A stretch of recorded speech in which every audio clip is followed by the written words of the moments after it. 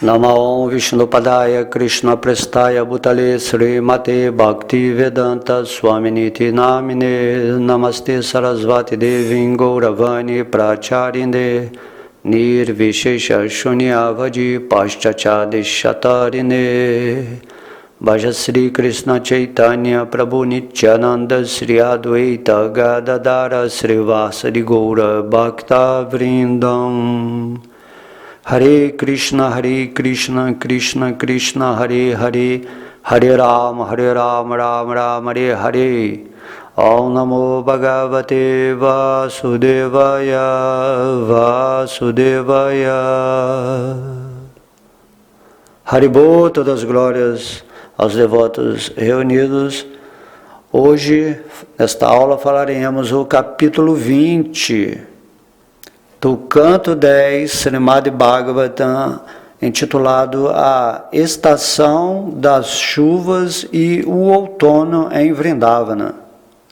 No resumo desse capítulo, é dito que para realçar a descrição dos passatempos do Senhor Krishna, Sri Shukadeva Goswami descreve neste capítulo a beleza de Vrindavana durante o outono e a estação das chuvas.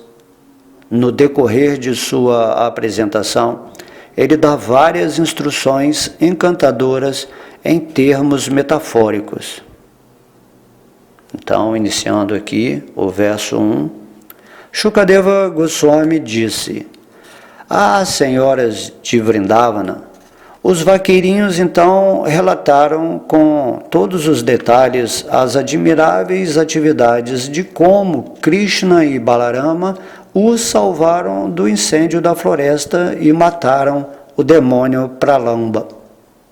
Os vaqueiros mais velhos e suas esposas ficaram pasmados ao ouvirem esta narração, então concluíram que Krishna e Balarama deviam ser grandes semideuses que haviam aparecido em Vrindavana.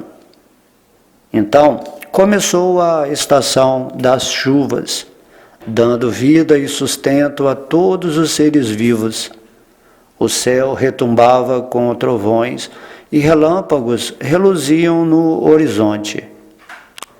O céu ficou encoberto por densas nuvens azuis, acompanhadas de relâmpagos e trovões.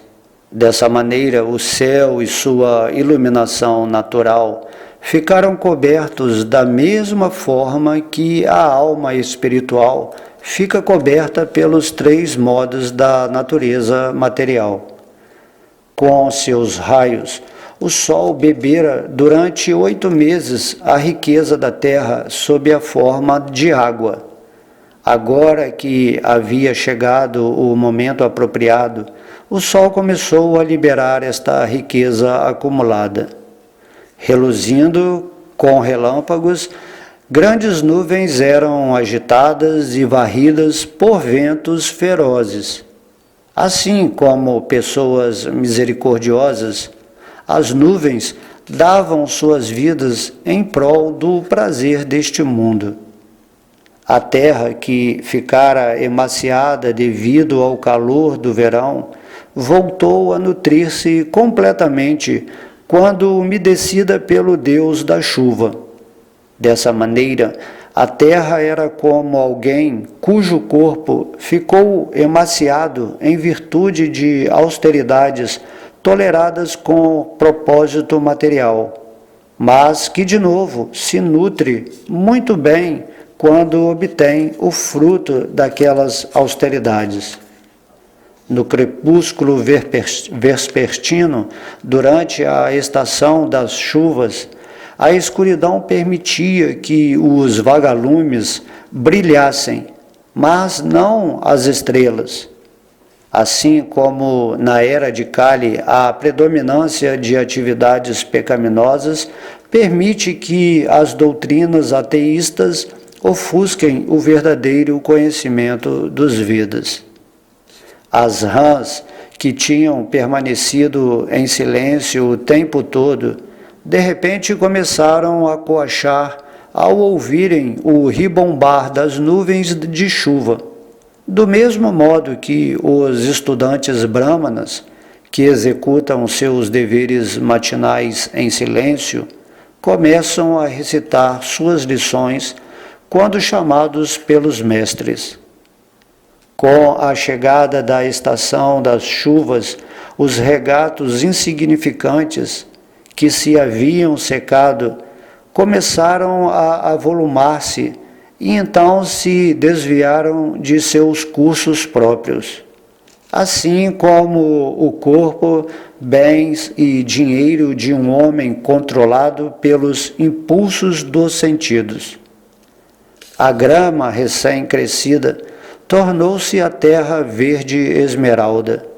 Os insetos Indragopa acrescentaram um tom avermelhado e cogumelos brancos contribuíram para dar mais cor e círculos de sombra. Desse modo, a terra parecia alguém que de repente se tornou rico. Com sua riqueza, sob a forma de cereais, os campos davam alegria aos fazendeiros, mas provocavam remorso nos corações daqueles que são muito orgulhosos para se dedicar à agricultura e que não conseguem entender que tudo está sob o controle do Supremo. À medida que todas as criaturas aquáticas e terrestres tiravam proveito da água da chuva recém-caída, suas formas tornaram-se atraentes e agradáveis, assim como o devoto, por se ocupar a serviço do Senhor Supremo, se torna belo. Onde os rios se encontravam com o oceano, este ficava agitado, com suas ondas açoitadas pelo vento, assim como a mente de um yogi imaturo se deixa agitar porque ele ainda está infectado pela luxúria e apegado aos objetos do gozo dos sentidos. Assim como os devotos cujas mentes estão absortas na personalidade de Deus permanecem tranquilos, mesmo quando atacados por toda a sorte de perigos, as montanhas, na estação das chuvas, não se perturbam nem um pouco com as repetidas pancadas de chuva. Durante a estação chuvosa, as estradas, por não serem limpas, ficaram cobertas pela relva e detritos, e por isso era difícil identificá-las. Essas estradas eram como escrituras religiosas que os brahmanas não estudam mais e que então ficam corrompidas e cobertas com o transcorrer do tempo. Embora as nuvens sejam os amigos bem-querentes de todos os seres vivos, o relâmpago, inconstante em suas relações, movia-se de um grupo de nuvens para outro, assim como mulheres luxuriosas são infiéis mesmo a homens virtuosos. Quando o arco curvado de Indra, o arco-íris, apareceu no céu, que tinha a qualidade do som do trovão, ele, distinto dos arcos comuns, porque não repousava numa corda. De modo semelhante, quando o Senhor Supremo aparece neste mundo, que é a interação das qualidades materiais, ele difere das pessoas comuns, porque permanece livre de todas as qualidades materiais e independente de todas as condições materiais. Durante a estação das chuvas, a lua foi impedida de aparecer diretamente devido à cobertura das nuvens, as quais eram iluminadas pelos raios da lua. Do mesmo modo, o ser vivo, na existência material, é impedido de aparecer diretamente devido à cobertura do falso ego, que é ele mesmo iluminado pela consciência da alma pura. Os pavões festejaram e bradaram uma alegre saudação quando viram as nuvens chegando. Assim como as pessoas aflitas na vida doméstica sentem prazer quando os devotos puros do infalível Senhor Supremo as visitam. As árvores tinham emagrecido e secado, mas depois de beber através dos pés a água da chuva recém-caída, seus vários aspectos corporais floresceram. Da mesma maneira, alguém cujo corpo emagreceu e debilitou-se devido à austeridade volta a exibir suas saudáveis características corporais ao desfrutar os objetos materiais conseguidos mediante tal austeridade. Os grous continuaram a habitar as margens dos lagos, embora as margens ficassem agitadas durante a estação das chuvas.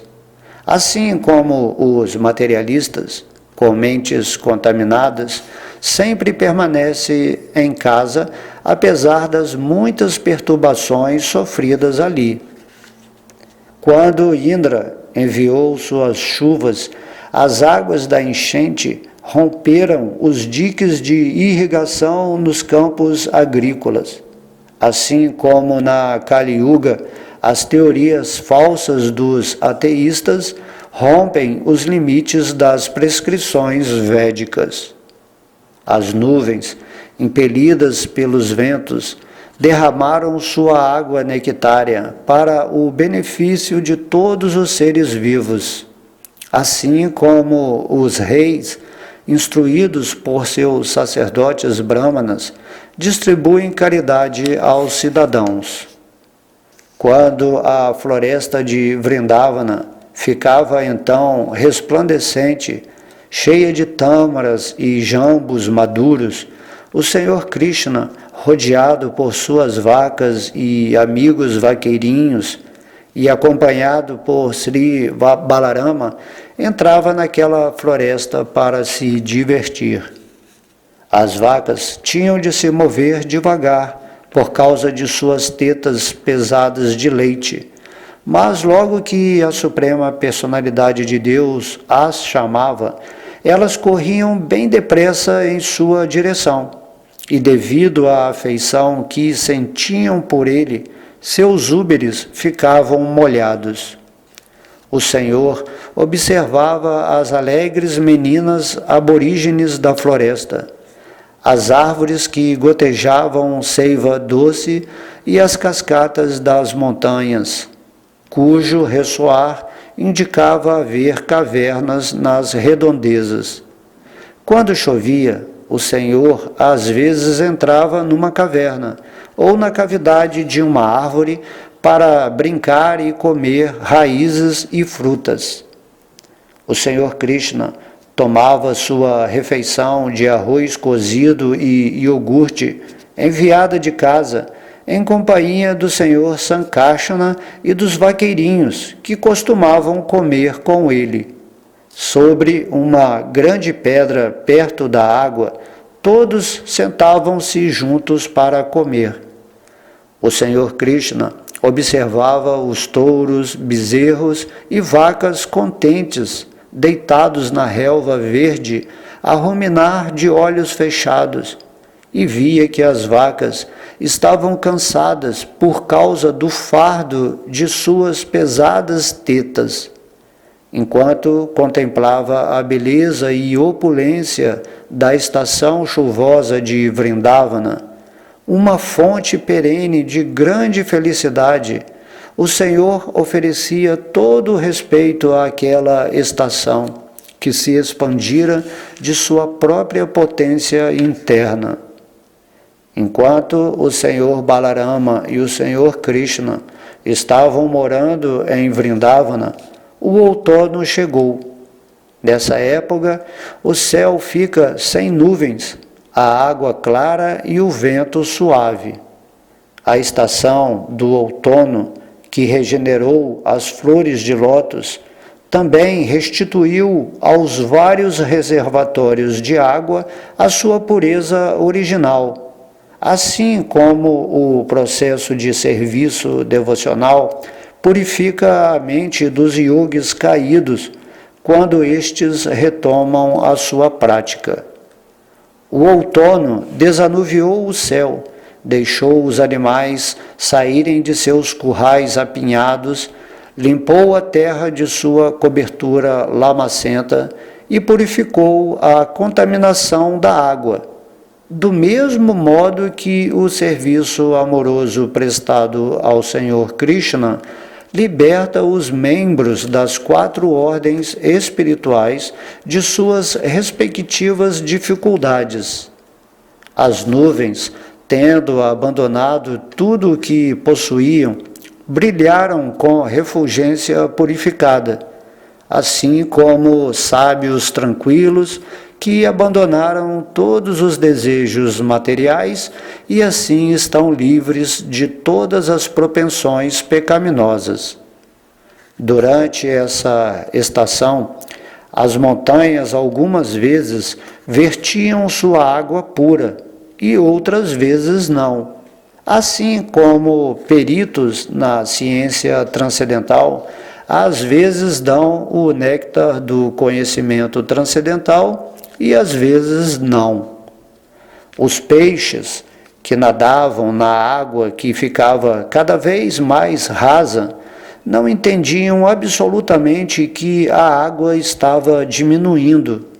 Assim como pais de família tolos não podem ver como o tempo que lhes resta para viver está diminuindo a cada dia que passa.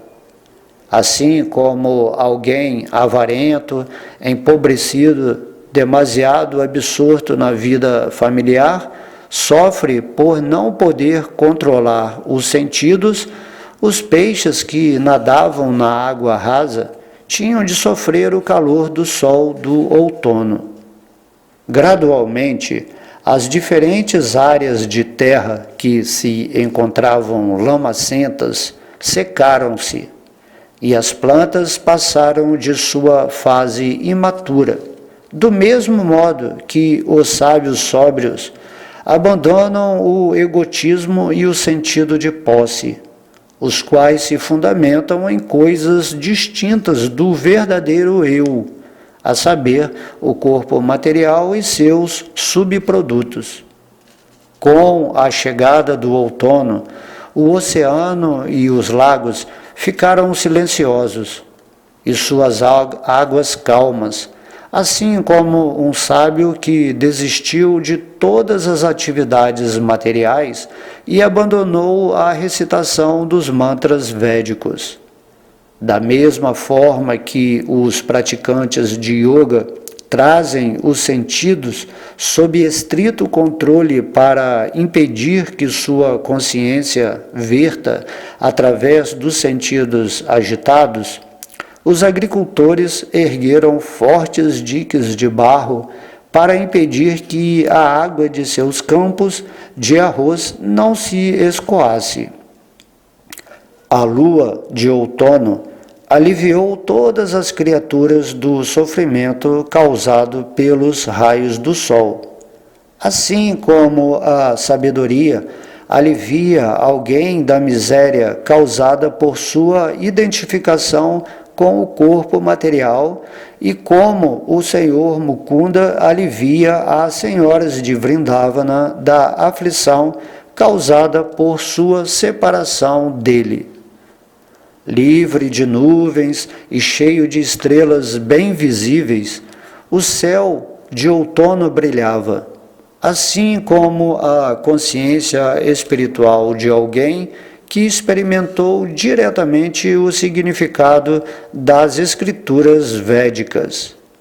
A lua cheia brilhava no céu, rodeada de estrelas, assim como Sri Krishna, o senhor da dinastia Yadu, brilhava na terra rodeado por todos os Vrishnis. Exceto as Gopis, cujos corações haviam sido roubados por Krishna, todos puderam esquecer seu sofrimento abraçando o vento, que não era quente nem frio, que vinha da floresta repleta de flores. Pela influência do outono, todas as vacas, corças, mulheres e aves fêmeas ficaram férteis e eram seguidas por seus respectivos companheiros em busca de gozo sexual. Assim como atividades executadas em prol do serviço ao Senhor Supremo são automaticamente seguidas por todos os resultados benéficos. Ó Rei Parikshit, quando nasceu o sol do outono, todas as flores de lótus desabrocharam alegremente, exceto o kumuti, que floresce à noite. Assim como na presença de um governante forte, todos se livram do temor, exceto os ladrões. Em todas as cidades e aldeias, as pessoas realizaram grandes festivais, executando o sacrifício védico de fogo para honrar e saborear os primeiros cereais da nova colheita, junto com celebrações semelhantes que seguiam o costume e a tradição locais. Assim, a terra, rica de cereais novos e, sobretudo, embelezada pela presença de Krishna e Balarama, brilhava belamente como uma expansão do Senhor Supremo. Os mercadores, os sábios, os reis e os estudantes brahmacharis, presos em casa por causa da chuva, estavam, enfim, livres para sair e alcançar o objeto de seus desejos. Assim como aqueles que alcançam a perfeição nesta vida, podem, quando chega o tempo oportuno, abandonar o corpo material e obter suas respectivas formas. Assim terminamos esse capítulo 20, tendo como o ponto forte desse canto é que, ao descrever a estação de outono, vão se dando comparações metafóricas para cada situação, que acontece dentro desse arranjo, que a estação de outono faz. Então isso é muito belo para estudarmos. E aqui no final, Srila Prabhupada comenta que em Vrindavana a estação do outono era muito bela por causa da presença de Krishna e Balarama, e a comunidade mercantil, a ordem real e os grandes sábios ficavam livres para se deslocar e, desse modo, alcançar as bênçãos que desejam. E, analogamente, os transcendentalistas, quando se libertam do engaiolamento do corpo material, também alcançam a meta que desejam. Durante a estação das chuvas, a comunidade mercantil não pode se deslocar de um lugar para outro, e por isso não obtém o lucro desejado. Tampouco pode a ordem real ir de um lugar para outro e cobrar impostos do povo. As pessoas santas que devem viajar para pregar o conhecimento transcendental também são impedidas pela estação das chuvas. Mas durante o outono, todos eles deixam suas residências. Em relação ao transcendentalista, seja ele um Gyani, um Yogi ou um devoto, por causa do corpo material, ele não pode de fato desfrutar a consecução espiritual. Porém, logo que abandonam o corpo ou após a morte, o Gyani funde-se na refulgência espiritual do Senhor Supremo. O Yogi transfere-se para diferentes planetas superiores e o devoto vai para Goloka Vrindavana, o planeta do Senhor Supremo, ou vai para os Vaikunthas. e dessa maneira desfruta a sua vida espiritual eterna. Então esse capítulo é muito legal para estudar e meditar, assim, né? É uma forma bem artística, vamos dizer assim, onde aqui está se estabelecendo a ligação entre as atividades, né, espirituais ou materiais, de acordo com os pontos positivos e negativos dessa estação de outono. Ok? Então espero que vocês tenham gostado. Muita luz em seus corações. Todas as glórias são a Sri Sri Radha Krishna Gaura Nitai, ao Mahamantra Hare Krishna Srila Prabhupada, todos os devotos reunidos. Haribol.